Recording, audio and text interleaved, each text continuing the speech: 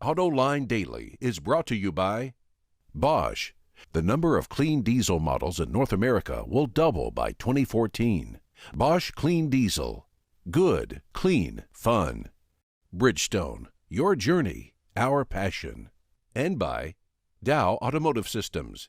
Improving durability and increasing design flexibility with Betamate structural adhesives at dowbetamate.com. This is Autoline Daily for January 10th, coming to you from the floor of the Detroit Auto Show, and right next to me is one of the most important introductions at this show, the Dodge Dart. And as many of you know, that this is built off Fiat architecture, more specifically Alfa Romeo architecture. This is built off the Alfa Romeo Giulietta, but it sure don't look like no Alfa Giulietta to me. 3 engines are available in this car. The 2-liter Tiger Shark with 160 horsepower, a 1.4-liter turbo with 184 horsepower, as well as a 2.4-liter. A couple of different transmissions, 6-speed manual and automatic, and automatic is a dual dry clutch transmission. You also get a 7-inch navigation screen on inside, and this is one of the more important intros at this show. While the Dodge Dart may have been a terribly important introduction for Dodge, the Fusion is the car that's so important for Ford. And boy, they've got big plans for this thing. They really want to go after the Accord and the Camry. There's 3 different versions of this: gasoline, hybrid, as well as a plug-in hybrid. There's a 2.5-liter 1.6 EcoBoost and a 2-liter EcoBoost. The hybrid, they're saying 62 miles an hour in electric-only mode. And with the plug-in, it gets 100 mile per gallon equivalent, which is actually even better than the Chevrolet Volt. As I said, huge introduction for Ford, and they really want to go after Accord and Camry with this car. From the most important introductions at Dodge and Ford, we now go to General Motors, specifically Cadillac, with the new baby Cadillac, the ATS. What I find so significant about this car is, A, it gets Cadillac into the largest part of the luxury segment, going up against cars like the BMW 3 Series. But even more important is that this car sitting here has got a curb weight of under 3,400 pounds. And as all of you out there know, we've been complaining a lot about how General Motors does not seem to be able to make lightweight cars. These days, 3,400 pounds for a car in the BMW class, 3 Series class, this is pretty impressive for them.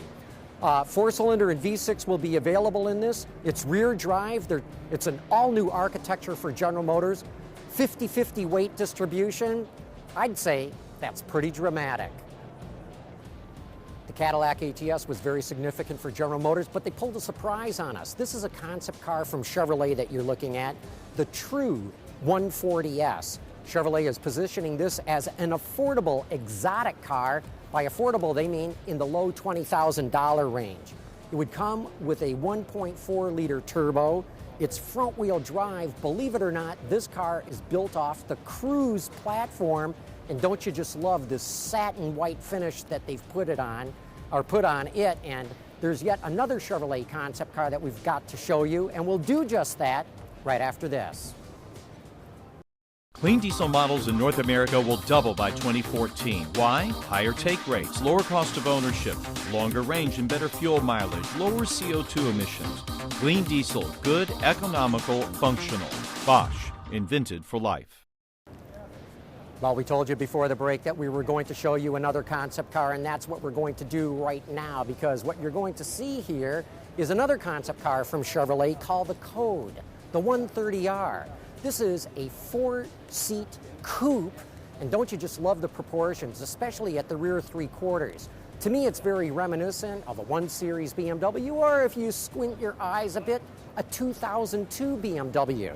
It's a rear drive architecture with a turbocharged engine and e-assist technology, and this is a car that Chevrolet would really like to go after millennials with. Now we're going to try to show you the really cool concept car that Lexus brought to the show, the LFLC. What a dramatic styling statement. I don't think we've ever seen anything this dramatic from Toyota before, even though in this case it is actually from Lexus. You're looking at a 2+2 Sport Coupe, a futuristic hybrid concept. Very swoopy, very avant-garde, front engine, rear-wheel drive. Boy, if they bring this to the market or anything like it, people are never going to complain about Toyota styling again. Of course, Lexus wasn't the only one bringing an exotic supercar to the show. Look at this, the Acura NSX, stunningly beautiful. To my eye, way better looking than the original.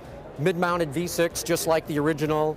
This one, though, is going to have a hybrid powertrain and come in all-wheel drive. Front wheels are powered by electric motors, so it's a very unique kind of a hybrid. But boy, if this too is indicative of the styling we're going to get from Acura, everybody better watch out. These guys are waking up. What we're trying to show you right now is a concept car, and I say trying to show you because people are crawling all over this thing. This is the Audi Q3 VAIL, and even though it may be concept, sure looks a lot of production to me.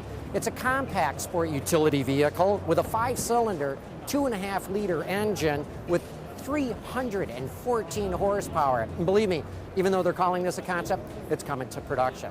But that wraps up this edition of Autoline Daily. Thanks for joining us. We'll be back doing the same thing again tomorrow with our live webcast starting at noon. And then on Thursday night, don't miss Autoline After Hours, where Peter Del Lorenzo and I will do a debrief on the show along with Jim Hall. That's going to be a lot of fun. But for now, over and out.